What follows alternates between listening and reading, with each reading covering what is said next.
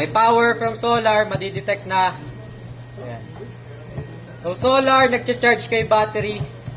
May pumapasok po na 250 volts. 2.50 kilowatts pala. Ayan. Pupunta po kay battery. So nagcha-charge si battery. So flow. So ayan. So battery details, house details, then grid details. Then settings. So una, binabago po ay battery settings.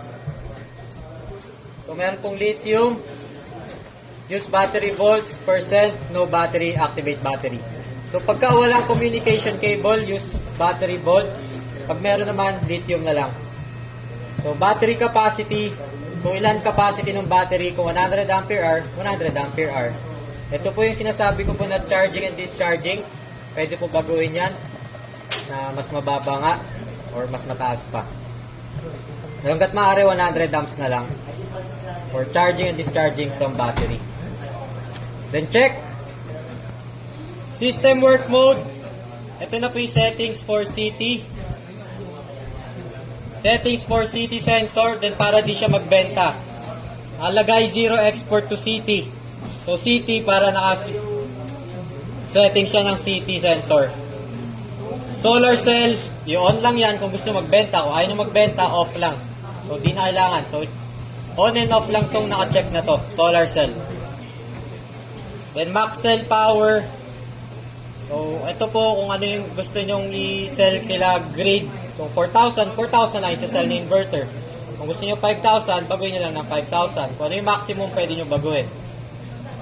Pero kung naka-off naman yung solar cell nyo, hindi pa rin siya magbebenta. As long as naka-off yung solar cell, hindi siya magbebenta. Then energy pattern, meron pong battery first, then load first. So may energy pattern po si battery first and load first. Ang gagawin po ni inverter, pag naka-battery first, i-charge po muna si battery bago siya magbigay sa load. Kung load first naman, ibibigay po muna yung solar power kay loads. Kung ano yung di kailangan ni loads, pupunta po kay battery. Kung may net metering, ang di na kailangan ni battery, pag full charge na, benta na. So wala, tatapon, i-dissipated as heat na lang yung extra energy. Yan. So system work mode. So usually yan lang po yung mga binabago. So load first po, mas maganda lagi. The next page, time of use settings, control natin sa battery.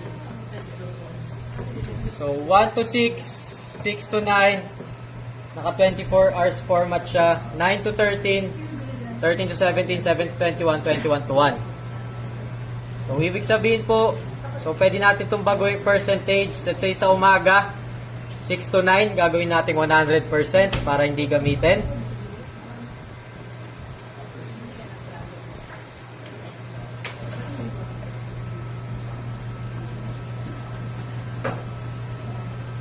So lahat po ng umaga, gagawin natin 100%.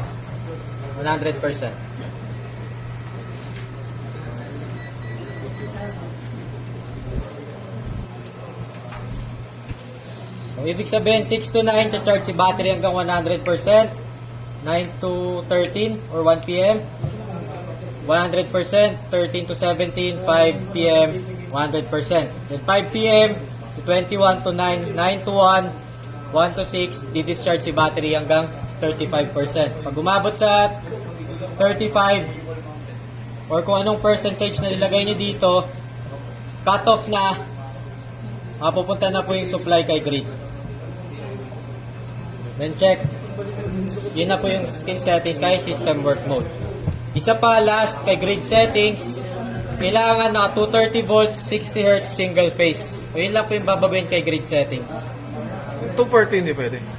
230 lang talaga. 230 po. Pero naglalaro na din po siya sa 240. Ano naman na po niya.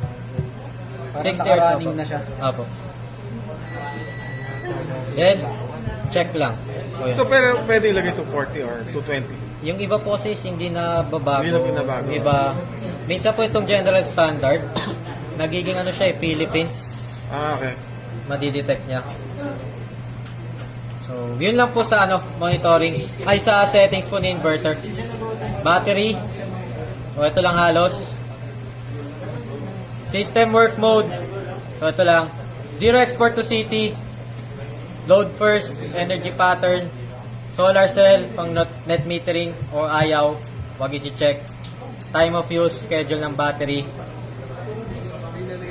Check. Grid settings. 60 Hz 230. Single phase. So yun po. Yun na po sa settings po.